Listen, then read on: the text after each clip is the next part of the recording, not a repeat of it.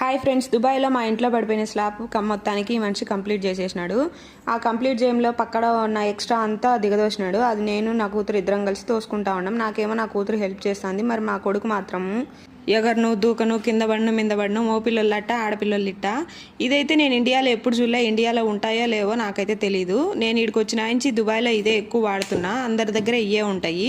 నాదోడు పోయిన వాళ్ళకి ఇది చాలా ఉపయోగపడుతుంది. తొందరగా ఇల్లు తుడుచుకోవచ్చు. మొత్తానికి అంతా కంప్లీట్ చేసి క్లీన్ చేసుకున్నాము. ఇక్కడ రెంట్లు ఎట్టంటే నెలకు ఒకసారి కాదు, 4 నెలలకు ఒకసారి కట్టుకోవాలా, 3 నెలలకు ఒకసారి, 4 నెలలకు ఒకసారి అట్లా ఉంటుంది అనమాట. మేమైతే 4 నెలలకు ఒకసారి కట్టాలా. 4 నెలలకి ఒకసారి 11,000 పే చేయాలా.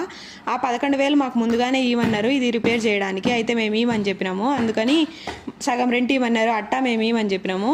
లాస్ట్కి 2,000 ఇచ్చినాము. అది కూడా మేము రెంట్లో పట్టుకుంటాము, తర్వాత మిగిలినది ఇచ్చామని అంటే సరేనన్నారు. మాకు నెలకు 90,000 రెంట్ పడుతుంది. 2,000 లెక్కించినామంటే 45,000 లెక్కించిన